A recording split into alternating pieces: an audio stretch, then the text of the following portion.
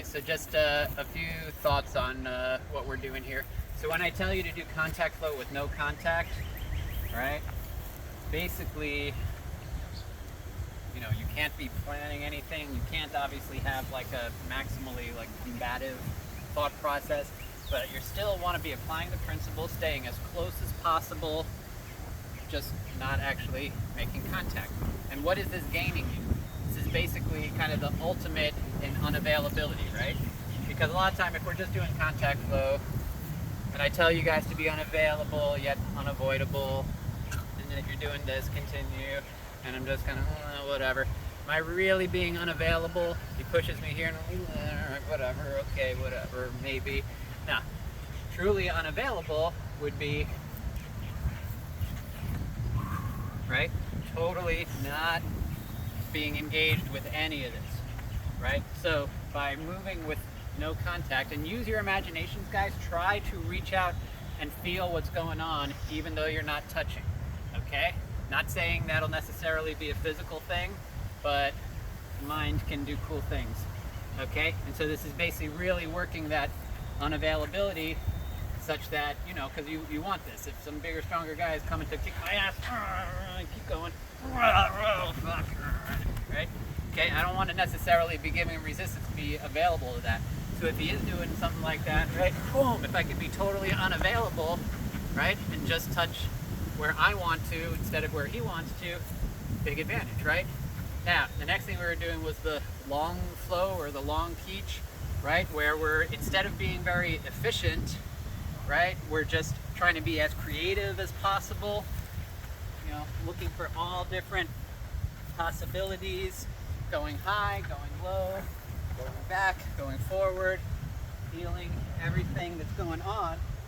The idea here, now, important, are we still following the principles? Yeah, we should be. Should still be balanced, should be loose, body unity, moving the whole thing together. In fact, that you could say that it's much more body unity now than what a lot of people do normally, right? Sensitivity, obviously, and total freedom of motion. You know, are we constantly, you know, keeping everything like kind of upright and centered? Are we like, you know, being as efficient with motion as possible, right? Like if he's doing long flow with me, I could do that. I could be much more efficient and just cut that off. But that's not the point of the exercise, right? We're getting maximum exposure to all different possible positions and situations at all times, you know, and trying to keep applying the principles no matter what. And when we're doing long flow with no contact now, again, trying to stay as close as possible.